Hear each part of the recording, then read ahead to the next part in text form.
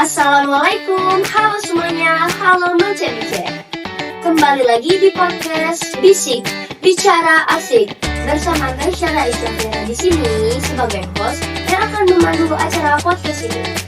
Jadi pada episode hari ini saya akan membahas seputar Kota Palembang. Tetapi saya tidak sendiri, saya akan ditemani oleh teman saya yaitu Hazimah Nafila Syahzad. Apa kabar Hazimah? Alhamdulillah sangat baik.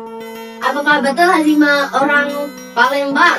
Ya, saya Palembang asli. Kalau Hazimah Palembang, coba dong sapa teman-teman yang ada di situ pakai bahasa Palembang.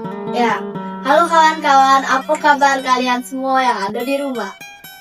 Jadi Hazimah Palembang ini sangat dikenal ya kulinernya yang banyak macam kayak pempek, tekwan yang sangat enak ya.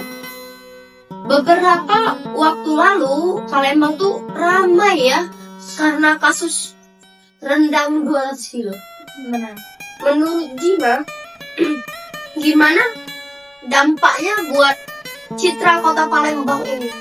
Sebenarnya ya sebagai TikTok itu tuh niatnya bagus ya untuk berbagi rendang pada masyarakat Palembang. Namun TikTok tersebut tuh kurang persiapan. Ya, Jadi sehingga bikin Palembang tuh sempat dipandang negatif oleh daerah-daerah lain kan. Padahal itu lebih ke masalah manajemen acaranya kan, bukan masalah di warga masyarakat Palembang. jadi itu kayak kurang persiapan masak rendang. Katanya kan masak rendang tuh khas Palembang kan bukan, nah itu bukan makanan Palembang. Menariknya tuh kan setelah beberapa waktu sebelum itu ada demo DPR ya, demo tertib yang langsung tuh jadi sorotan positif bagi Kota Palembang. Apa artinya buat Palembang demo itu? Kalau demo itu tuh bagi Kota Palembang tuh sebagai pembuktian kan dari isu rendang kemarin. Jadi kan Palembang tuh nunjukin kalau warga Palembang tuh bisa solid kan, bisa kompak kan menyampaikan aspirasi tanpa rusuh. Mereka gak seperti daerah-daerah lain yang demonya membakar seperti itu, merusak fasilitas daerah kota sendiri kan. Untung Palembang bisa tertib gitu.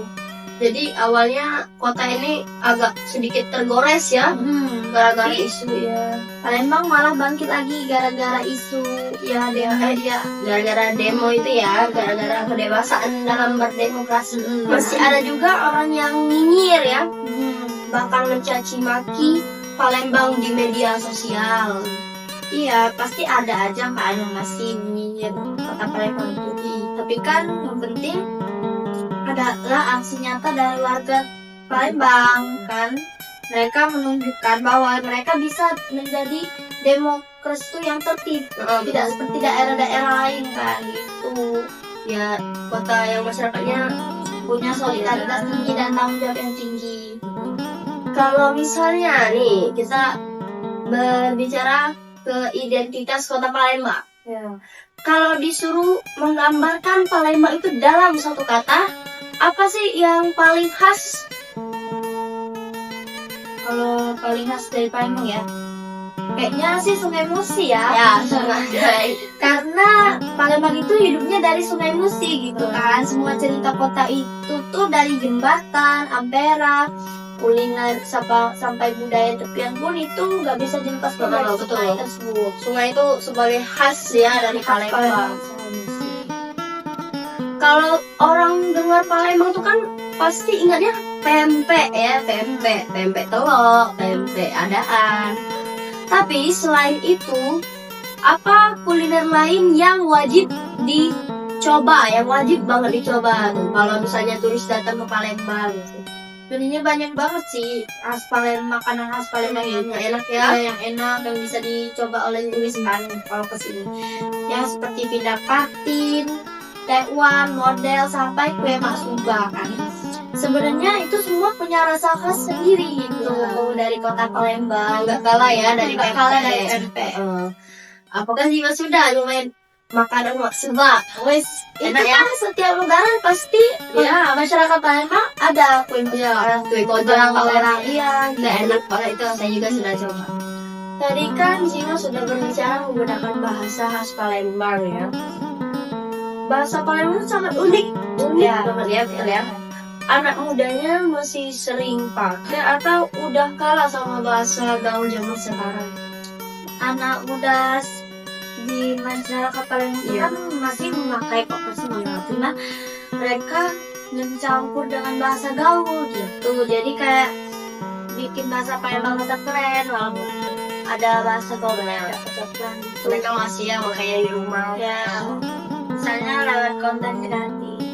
Selain jembatan Ampera, ada nggak kayak destinasi untuk turis atau untuk satu liburan ke Palembang? Wisata Ya, wisata yang ya, untuk turis ya. ya kita juga. Sebenarnya tuh selain Ampera tuh masih banyak ya, selain jembatan Ampera tuh ada Pulau Komaro, ada Benteng Kuto Besar, Al-Quran yang besar kan. Masih banyak sih Puting Kayu. Itu kalau misalnya dikelola serius tuh bisa jadi andalan wisata sejarah. Anak muda Palembang sekarang tuh lagi ngapain aja biar kota Palembang itu lebih dikenal lagi oleh orang banyak di luar sana?